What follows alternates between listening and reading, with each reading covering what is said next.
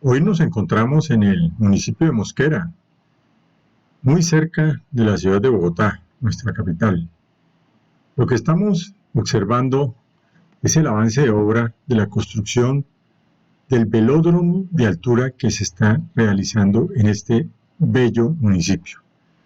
Es un velódromo que va a ser espectacular y que va a cumplir con todas las especificaciones para nuestros deportistas de pista. En este momento ya su estructura, como ustedes ven, está cubriendo toda su área y ya próximamente pues iniciará la otra fase que será la de la adecuación interna y el techado.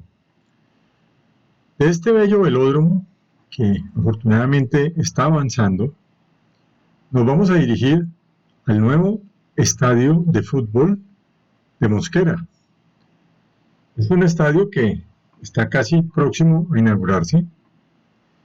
Van a ver su avance de obra ya bastante desarrollado.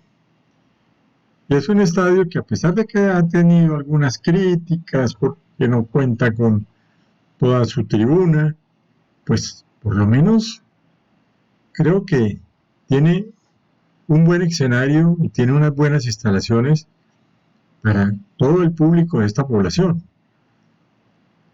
Todo se puede hacer siempre mejor, pero por lo menos hagámoslo. Y aquí se hizo y creo que va a prestar un excelente servicio a la comunidad y creo que de todas maneras embellece y fortalece este municipio.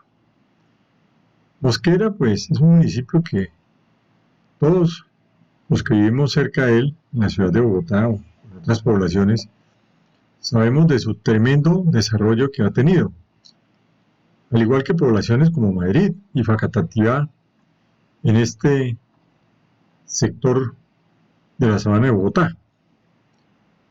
Y es un municipio que, con el Regiotran de Occidente, quedará habilitado con un medio de transporte maravilloso para todas las personas que tienen que desplazarse a la ciudad de Bogotá. Hoy en día sabemos que los desplazamientos son tortuosos, los trancones tremendos para ingresar a Bogotá y los trancones tremendos para regresar a cada uno de estos municipios. Pero afortunadamente las cosas están cambiando y es para mejorar.